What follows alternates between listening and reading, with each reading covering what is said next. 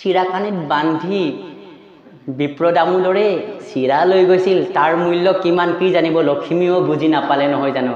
সেই চিৰাকানিত বান্ধি লোৱা সেই চিৰাখিনিৰ মূল্য কিমান। প্ৰভুৱে কৈছে এই চিৰাখিনিৰ মূল্য যদি মই এই সৃষ্টিকৰ ত্ৰিলোকক দি দিওঁ তথাপি কম হ'ব। গতিকে সেইকাৰণে ভকতে অনা বস্তু প্ৰতিটো বস্তুৱে অমূল্য। তেতিয়া আই ৰুমিয়ে প্ৰভুক দিলে।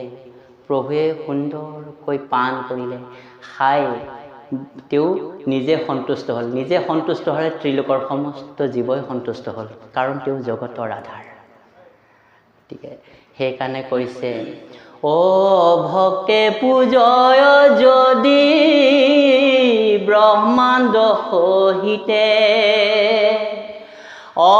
তাৰ বস্তু গ্ৰহণ নকৰো কদাচিতে। অ ভক্তে জল দিয়া মাত্ৰ পূজয় চিত্ত, অ তাৰ জল পান কৰো যেহেন অমৃত। অভক্তে যদি মোক সখাগৰা পৃথিৱীৰ সকলো দ্ৰব্যই আনি দিয়ে, মোক দিছেহে কিন্তু অন্তৰত ভক্তি নাই, সেই ভক্তি নোহোৱা দ্ৰব্য মোৰ প্ৰয়োজন নাই, তাক মই কদাচিতো গ্ৰহণ নকৰোঁ বুলি কৈছে। মই তাক গ্ৰহণ নকৰোঁ। কিন্তু ভকতে দিবলৈ একোৱেই নাই মোৰ কাৰণে।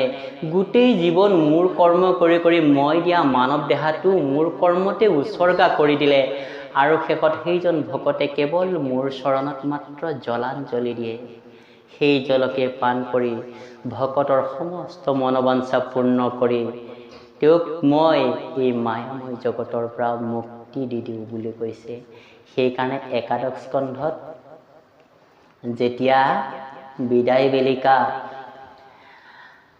উদ্ধৱে কৈছিল প্ৰভু তুমি এৰি যাবা, তুমি এৰি গ'লে দেখোন আমি অনাথ হৈ যাম, কাৰ দৰ্শন কৰিম, কাৰ সেৱা ভক্তি কৰিম, কাৰ চৰণ সেৱা কৰিম। তুমি এৰি নাযাবা প্ৰভু, তুমি যদি যোৱা মোকো লগতে লৈ যোৱা। এই বুলি স্তুতি কৰিছিল। কি কৈছিল?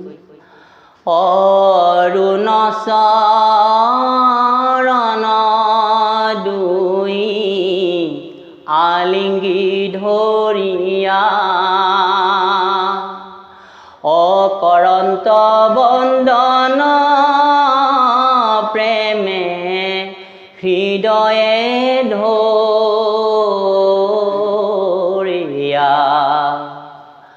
ও মোৰ জীৱন এহি চৰণ দুখানি, এৰি কেনে জীবু মই মনে নাপাগুনি। ও কেন মতে প্ৰাণ বন্ধু জীৱন ধৰিবু, নলাগয় কিছু মোক সংগতে চলিবু। উদ্ধৱে ক'লে, প্ৰভুৰ চৰণ দুখন সাৱটি ধৰি কান্দি কান্দি কৈছে, প্ৰভু হে প্ৰভু তুমি এৰি নাযাবা, আমাৰ একমাত্ৰ জীৱন এই তোমাৰ চৰণ দুখানি, ইয়াক লৈয়ে আমি জীয়াই আছোঁ প্ৰভু। তুমি এৰি গ'লে হে প্ৰাণবন্ধু কেনেমতে আমি জীৱন ধাৰণ কৰিম, কেনেকৈ জীয়াই থাকিম প্ৰভু। মোক একো নালাগে প্ৰভু, তোমাৰ লগতে লৈ যোৱা না। এইবুলি প্ৰভুক নিবেদন কৰিলে। তেতিয়া ঈশ্বৰে ক'লে, হে মোৰ প্ৰাণৰ সখা উদ্ধৱ, শুনা তুমি কিয় দুখ কৰিছা, তোমাক মই পৰম তত্ত্ব প্ৰদান কৰোঁ। কি কৈছে? ও তুমি মোৰ মহামিত্ৰ,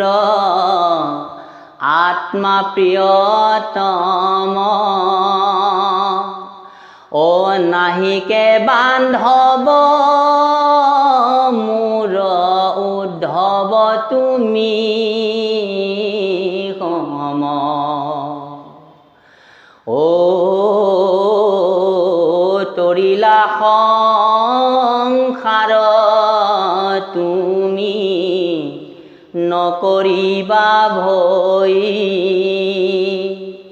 ও যাহাৰ কান্দাৰী জগতৰ হৰি মই ও মোৰ হৃদয়ত তুমি থাকা সৰ্বদাই সংসাৰৰ মায়াত যো ওচৰ নাপাই তুমি মোৰ মহামিত্ৰ হে উদ্ধৱ তুমি মোৰ পৰম বান্ধৱ গতিকে তুমি এই মই সৃষ্টি কৰা দুৰ্ঘোৰ মায়া সেই মায়া তুমি তৰি গলা কাৰণ মই তোমাৰ জীৱন কাণ্ডাৰী হৈ গ'লোঁ আৰু এই তোমাৰ কাণ্ডাৰী হোৱাৰ কাৰণে মোৰ এই বক্ষস্থলত তোমাক স্থান দিলোঁ আৰু ইয়াত স্থান পোৱাৰ কাৰণে মই সৃষ্টি কৰা এই মায়াই তোমাক কেতিয়াও স্পৰ্শ কৰিব পৰা নাই তুমি মায়াক জয় কৰিলা মই ভকতৰ কাৰণে কি কৰোঁ জানা ভকত অবিহনে দেখোন মোৰ অস্তিত্বই নাই কাৰণ মোৰ অস্তিত্ব জানিবৰ কাৰণে ভকতেহেতো প্ৰচাৰ কৰে এই মহাভাগৱত গীতা লীলা মহিমাৰ কথা সমস্ত ৰহস্য তত্ত্ব দেখোন ভকতেহে প্ৰকাশ কৰে গতিকে ভকতৰ দ্বাৰাই মোক চিনি পায় সেয়েহে কৈছে ভকতৰ কাৰণে মই কি কৰোঁ জানা কৈছে ও ভক্তৰ নিমিত্তে মই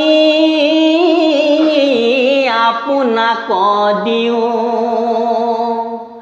অভিত যেন ভকতৰ পাছে পাছে যাওঁ ও জগতৰ মায়া যত মোহৰ অধীন ও ভকতৰ প্ৰেমে মোক মোহে সৰ্বক্ষণ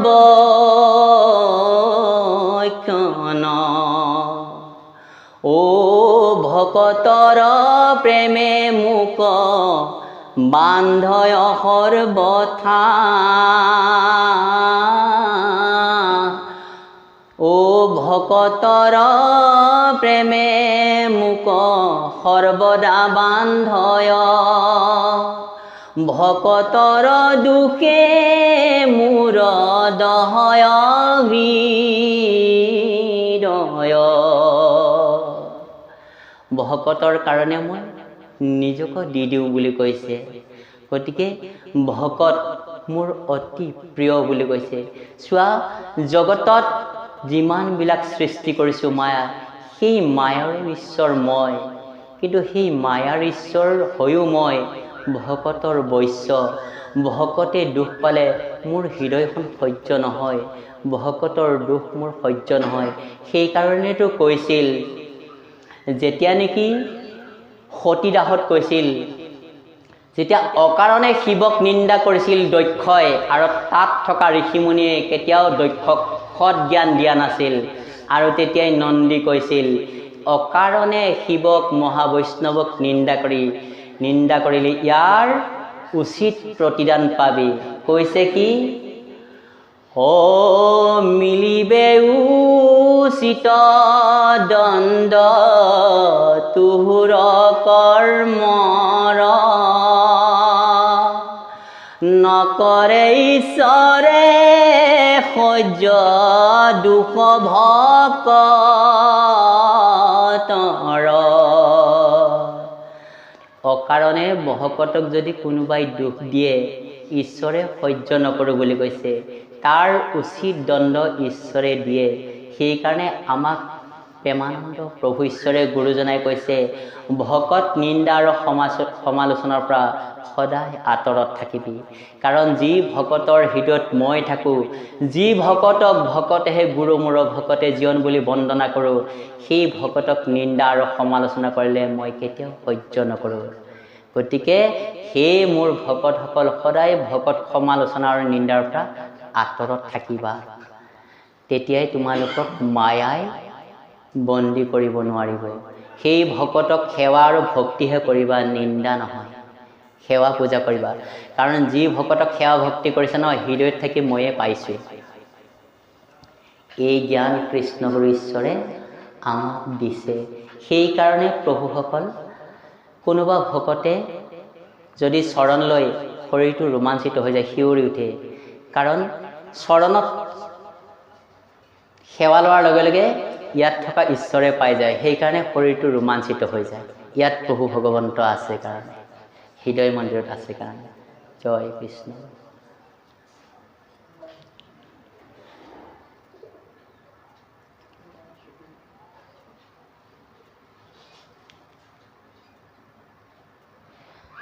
জয় কৃষ্ণ প্ৰভু।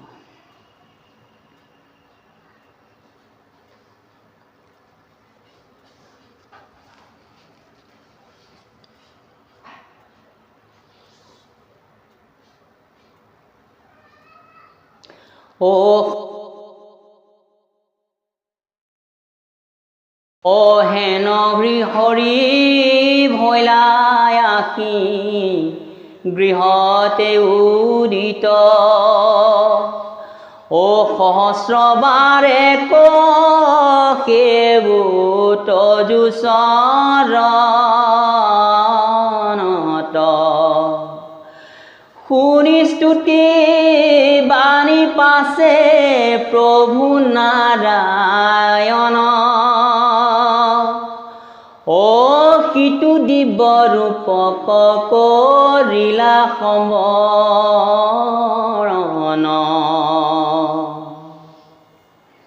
প্ৰভু ভগৱন্তক গৃহতে পাই এনেকৈ স্তুতি কৰি আছে কাশ্যপে। আৰু স্তুতি কৰাৰ পিছত যেতিয়া শেষ হ'ল, এই দিব্যৰূপ প্ৰভু ভগৱন্তই লীলাৰে সম্বৰণ কৰিলে। কাৰণ প্ৰভু ভগৱন্তৰ এই অৱতাৰ জগতত লীলা কৰিবৰ কাৰণে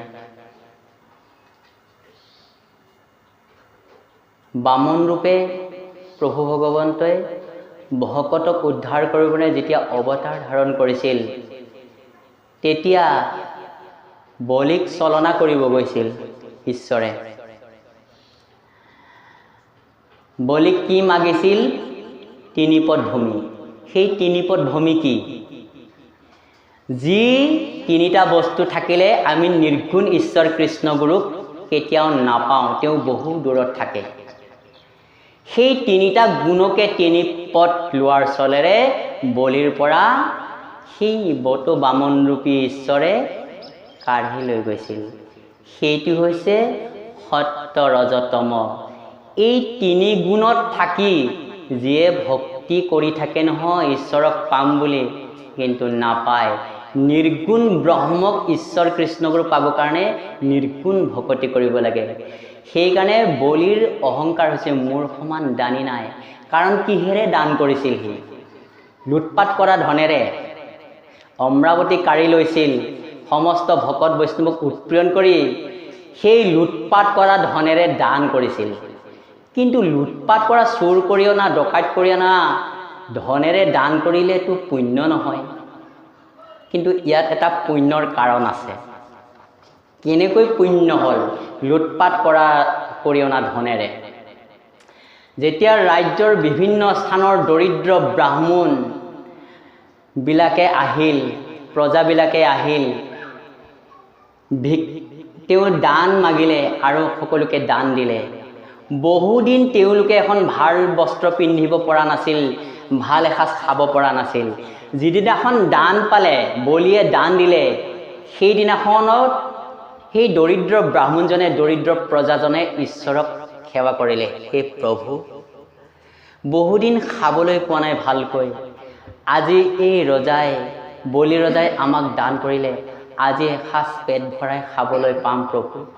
এনেকৈ দানী ৰজা আমাক যুগে যুগে লাগিব প্ৰভু, তুমি কৃপা কৰা। এই যে মই অন্তৰে প্ৰভুক প্ৰাৰ্থনা কৰিলোঁ, এই প্ৰাৰ্থনাখিনিয়ে কাম কৰিলে বলিৰ ক্ষেত্ৰত। লুটপাট কৰি অনা যি ধন সেইখিনি দান কৰাৰ পিছত এই ভকতজনে আৰু ব্ৰাহ্মণজনে প্ৰভুক স্তুতি কৰাৰ কাৰণে ঈশ্বৰে তাক কৃপা কৰিবৰ কাৰণে ৰাস্তাটো পালে। কাৰণ সেই যদিও লুটপাট কৰি আনিছে, কিন্তু সৎ যিজন পাত্ৰ, যাক দিলে উপকাৰ হয় সেইজনকে দিছে নহয় বলিয়ে, সেইজন সন্তুষ্ট হ'ল, মানে হৃদয়ত থাকি ঈশ্বৰে সন্তুষ্ট হ'ল।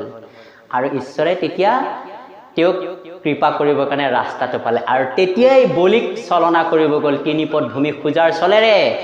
এই সত্য ৰজত তম 3 গুণৰ পৰা মুক্তি কৰি তেওঁ নিৰ্গুণ ভক্তি সুতল প্ৰদান কৰিবৰ কাৰণে গৈছে বলিৰ ওচৰত বামনৰূপী ঈশ্বৰে।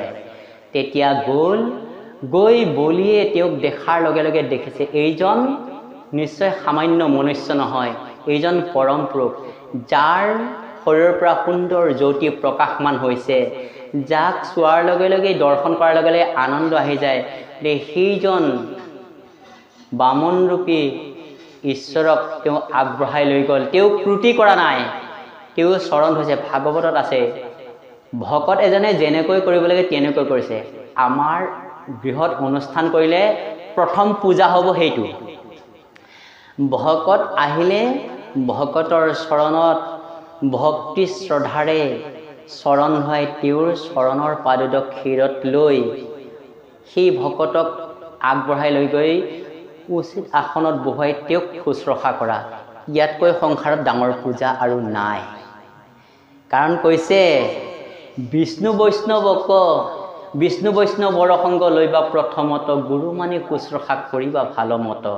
গতিকে যিসকল বৈষ্ণৱ আহিছে, ঈশ্বৰৰ ভকত আহিছে, তেওঁলোকক সুন্দৰকৈ চৰণ ধুৱাই আগবঢ়াই লৈ তেওঁলোকক শুশ্ৰূষা কৰিলে ঈশ্বৰ সন্তুষ্ট হয়।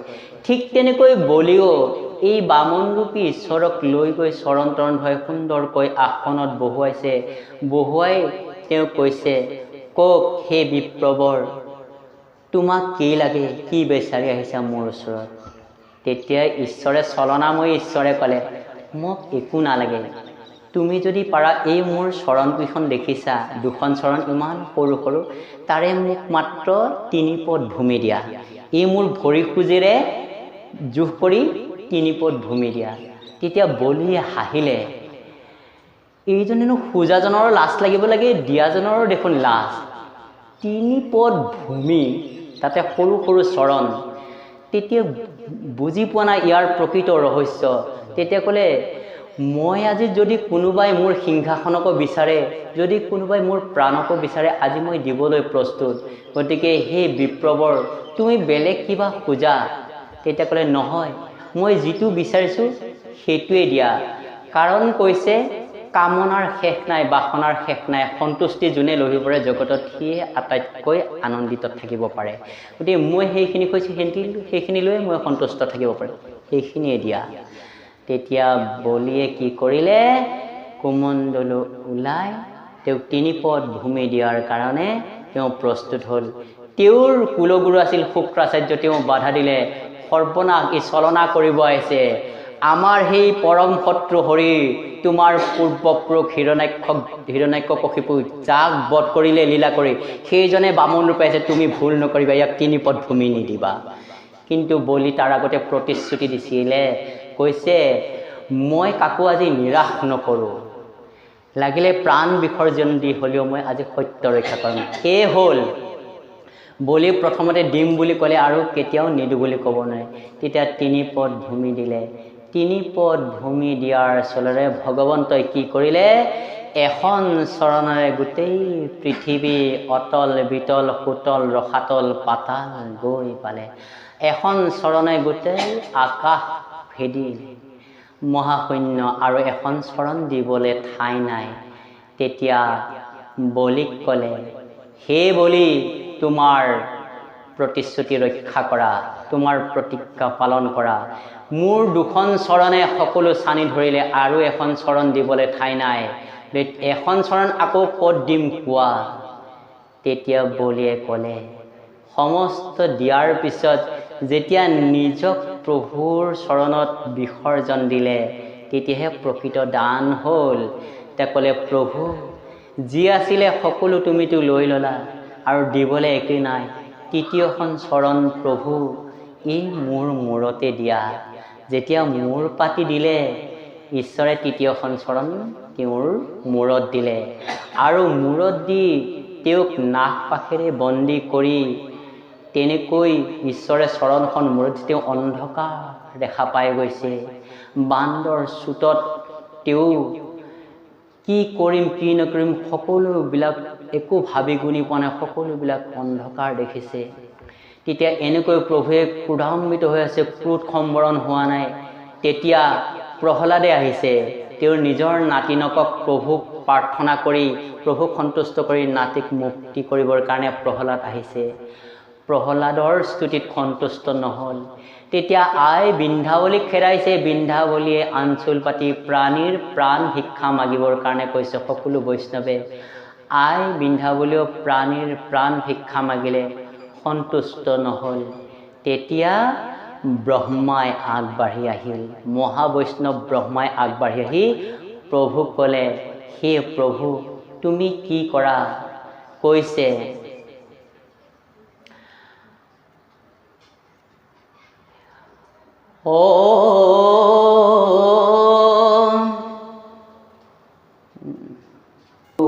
তুমি ক্ৰোধ সম্বৰণ কৰা, সম্বৰণ কৰি তুমি এই ভকতক কৃপা কৰা বুলি কৈছে। মই পাহৰিছোঁ। কৰি কৈছে, প্ৰভু অ ৰাজ্য ধন সমস্তকে উচৰ্গিয়া দিলা, অ তোমাৰ চৰণে আপোনাক সমৰ্পিলা, অ মহাপুণ্যৱন্ত সন্ত ৰাজা বলি ৰাই, অ সতৰে মেলিও নিগ্ৰহকনো জোৱাই, অ প্ৰভু দিবলৈ দেখোন একোৱে বাকী নাথাকিল। সমস্ত ৰাজ্য ধন সকলো তুমি লৈ ল'লা আৰু শেষত দিবলৈ একো নাই। তোমাৰ চৰণত নিজৰ শৰীৰটোকো প্ৰভু দান দিলে, প্ৰভু তোমাৰ চৰণত অৰ্পণ কৰিলে। এতিয়ালৈকেও তুমি ক্ৰোধ সম্বৰণ নকৰা। এই বলিৰাই অতি সন্ত আৰু মহাপুণ্যৱন্ত, তেওঁৰ বাক্যৰ কেতিয়াও লৰচৰ নহয়। গতিকে প্ৰভু তুমি ক্ৰোধ সম্বৰণ কৰা আৰু বলিক মুক্তি দিয়া। এই বুলি যেতিয়া ক'লে প্ৰভু ঈশ্বৰে তেতিয়াহে ক্ৰোধ সম্বৰণ কৰিছে। এই যে আমি যে প্ৰভুৰ চৰণত নৈবেদ্য দিওঁ, সকলো দিয়াৰ পিছত যদি নিজক যদি প্ৰভুৰ চৰণত আমি উচৰ্গা নকৰোঁ তেতিয়া প্ৰকৃত কিন্তু প্ৰভুৱে নাপায় প্ৰসাদ। কাৰণ আমি সেয়ে ক'ব লাগে, প্ৰভু সমস্ত সংসাৰ তুমিয়ে সৃষ্টি কৰিছা, তোমাৰ ইচ্ছাতে চলি আছে, সকলো তুমি চলাই আছা। এই যে তুমি দিছা প্ৰভু মানৱ দেহাটো, এই মানৱ দেহাটোৰ ভিতৰত তুমিয়ে থাকি চলাই আছা। প্ৰভু তোমাৰ চৰণত এটি নিবেদন, এই দেহাটো প্ৰভু তোমাৰ চৰণত মই উচৰ্গা কৰিলোঁ। তুমি হৃদয়ত থাকি তোমাৰ ভক্তি কৰ্ম কৰাই লৈ যোৱা, তুমিয়ে ব্যৱহাৰ কৰা এই তুমি দিয়া মানৱ শৰীৰটো। তোমাৰ চৰণত মই বিক্ৰী হ'লোঁ। যেতিয়া নিজক প্ৰভুৰ চৰণত এই মানৱ শৰীৰটো দি দিব, অৰ্পণ কৰিব, তেতিয়াহে জানিবা তেওঁ নিৰ্গুণ হ'ল। আৰু গুণ, কাৰণ মায়াময় সংসাৰৰ সকলো দিয়াৰ পিছত যেতিয়া নিজক দিলে আৰু একো গুণ বুলিবলৈ একো নাই, নিৰ্গুণ হৈ গ'ল। আৰু তেতিয়াই প্ৰভুৱে কি ক'লে, নিৰ্গুণ ভক্তি সুতল ভকতক প্ৰদান কৰে। তেতিয়া আনন্দ সমুদ্ৰত বুৰ গৈ থাকিব, প্ৰভুক সদায় হৃদয়ত লৈ থাকিব পাৰে সেইজন ভকতে।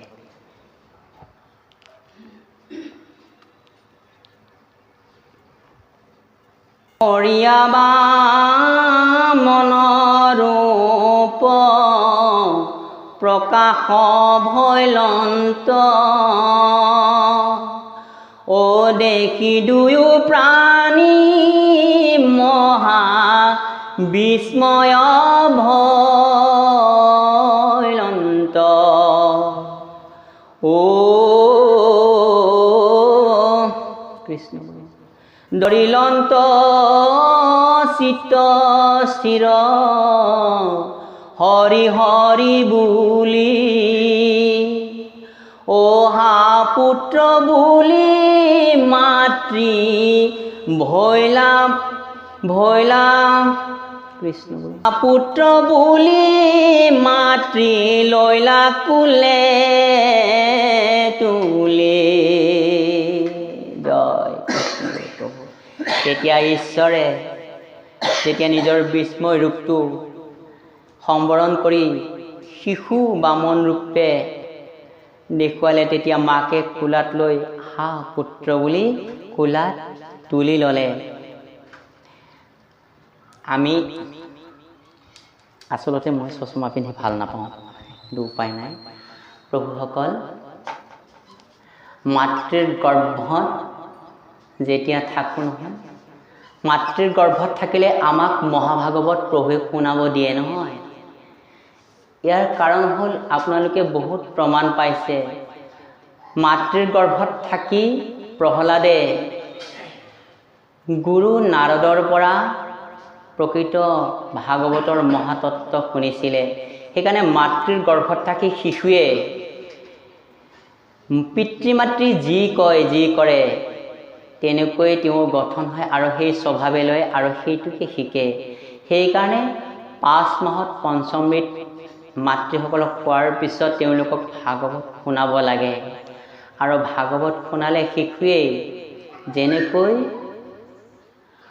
উত্তৰাৰ গৰ্ভত এই অভিমন্যুই মাতৃৰ গৰ্ভত থাকি কেনেকৈ বেহু ঘৰত সোমাব লাগে সেইখিনি শুনিলে, কিন্তু কেনেকৈ ওলাব লাগিল সেইখিনি নুশুনি মাকে টোপনি যোৱাত শিশুটো টোপনি গ'ল।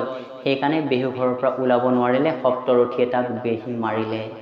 ঠিক তেনেকৈ মাতৃৰ গৰ্ভত যেতিয়া থাকোঁ তেতিয়া শিশুটো 7 মাহৰ পৰা যেতিয়া চৈতন্য শক্তি লাভ কৰে, হাত ভৰি চকু কাণ নাক সকলোবিলাক প্ৰাপ্ত হয়, দশইন্দ্ৰ প্ৰাপ্ত হয়, তেতিয়া আমি কি কৰোঁ? মাতৃৰ গৰ্ভত চৰণকেইখন ওপৰৰ ফালে হৈ প্ৰভুক স্তুতি কৰি থাকোঁ।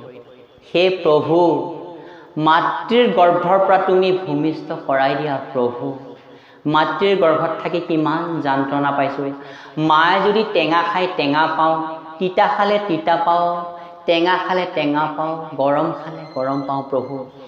গতিকে মাতৃৰ গৰ্ভৰ পৰা উদৰৰ পৰা তুমি ভূমিষ্ঠ কৰাই দিয়া। তেতিয়া অন্তৰ্যামী ঈশ্বৰে আহি তেওঁক দেখা দিয়ে। পৰীক্ষিতক যেনেকৈ মাতৃৰ গৰ্ভত থাকি উত্তৰাৰ গৰ্ভত থাকি আঙ্গুলিৰ সমান চতুৰ্ভুজ শংখ চক্ৰ গদা পদ্ম ধাৰণ কৰি সেই দ্ৰোণাচাৰ্যৰ পুত্ৰ অশ্বত্থামাৰ ব্ৰহ্মাস্ত্ৰৰ পৰা ৰক্ষা কৰিছিল, তেনেকৈ মাতৃৰ গৰ্ভত থাকি প্ৰভুৱে আমাক ৰক্ষণাবেক্ষণা দিয়ে। তেতিয়া ঈশ্বৰে কয়, ঠিক আছে বাছা, তুমি স্তুতি কৰিছা মোক, তোমাক যদি মই ভূমিষ্ঠ কৰাই দিওঁ পৃথিৱীত গৈ মোৰ কাৰণে কি কৰিবা? তেতিয়া শিশুটোৱে কয়, প্ৰভু তোমাৰ কাৰণে কি কৰিম জানা? ও হস্ত দুই কৰিব তোমাৰ একে কাম,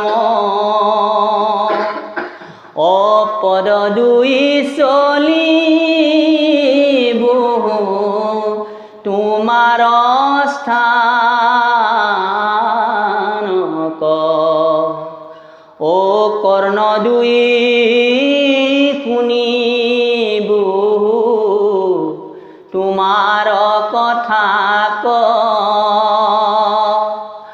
ও চক্ষু দুই দেখিব তোমাৰ মূৰ্তি ক,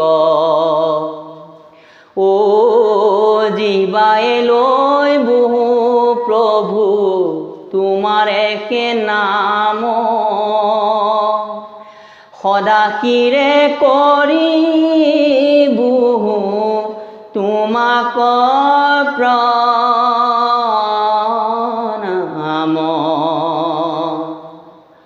প্ৰভুৱে দিয়া প্ৰত্যেকটো অংগৰে আমি প্ৰভুৰ কৰ্ম কৰিম, এইবুলি মাতৃৰ গৰ্ভত আমি অংগীকাৰ কৰি আহোঁ। তেতিয়া প্ৰভুৱে কয়, ঠিক আছে, পৃথিৱীত গৈ ভূমিষ্ঠ হৈ তুমি এইখিনি কাম কৰিবাতো। প্ৰভু কৰিম, সত্য 3 সত্য। তেতিয়া প্ৰভুৱে চৰণৰে আমাক ঠেলি দিয়ে আৰু আমি ভূমিষ্ঠ হৈ যাওঁ অ বুলি, আৰু মায়ে কোলাত তুলি লৈ মায়াৰ চাদৰেৰে আমি ঢাক খাই পৰোঁ। মাতৃৰ গৰ্ভত যি কৰি অহা অংগীকাৰ প্ৰতিকা সকলোবিলাক পাহৰি যাওঁ, আৰু পাহৰি গৈ আমি অপকৰ্ম কৰিব লওঁ। কৈছে শিশুকালত খেলা ধূলা কৰোঁতে, আচলতে সুন্দৰকৈ ৰামেশ্বৰ পাঠকৰ লোকগীত আছে। আমি বাৰু কথাখিনিহে কৈছোঁ ভাগৱতত থকা দেই, প্ৰভুৱে কাৰণ লোকগীত গোৱাটো মানা কৰিছে না, সেইকাৰণে কৈছে মানুহৰ যদি 100 বছৰ আয়ুস দিয়া হয় নহয়, সেই 100 বছৰ আয়ুস 50 বছৰ আমাক নিদ্ৰাতে জমে কাঢ়ি লৈ যায় আয়ুস। কাৰণ ৰাতি 12 ঘণ্টা, দিনৰ 12 ঘণ্টা নহয় জানো? গতিকে যিহেতু 12 ঘণ্টা 50 বছৰ নিদ্ৰাতে জমে আমাৰ আয়ু হৰণ কৰি লৈ যায়। কিন্তু 50 বছৰহে মাত্ৰ থাকে। 20 বছৰ বয়সলৈকেই ল'ৰা ছোৱালীয়ে কেৱল খেলা ধূলাই কৰি থাকে, একো নকৰে, ঈশ্বৰৰ ভকতি নকৰে। আৰু 20 বছৰ বয়সৰ পিছত যেতিয়া তেওঁ বিবাহৰ সময় হ'ব, বিবাহ কৰাৰ পিছত লোকৰ এজনী জীয়ৰী আনিছে, তেওঁ খুৱাব বোৱাব লাগিব নহয়। ল'ৰা ছোৱালী জন্ম হোৱাৰ পিছত লালন পালন কৰিব লাগিব। সেইকাৰণে জীৱনৰ দুপৰীয়া সময়খিনি, যুৱক সময়খিনি তেওঁ ধন উপাৰ্জন কৰোঁতে শেষ হৈ যায়। তেওঁ হৰিনাম লোৱা নহয়। কিন্তু অন্তিম কালত কি হয়, আমাৰ বায়ু পিত্ত কফ 3টা যমদূতে আহি হেঁচা মাৰি ধৰে। চকুৰে ভালকৈ নেদেখে, কাণেৰে নুশুনে, চৰণ দুখৰে নাযায়, গাঁঠিয়ে গাঁঠিয়ে বিষ, খালে হজম নহয়। কৈছে সিও বৃদ্ধ কাল বিকাইলো, সংগে লয়া ব্যাধি, অ কোনবা দিনা মিলি যাব সাগৰ সৈতে ন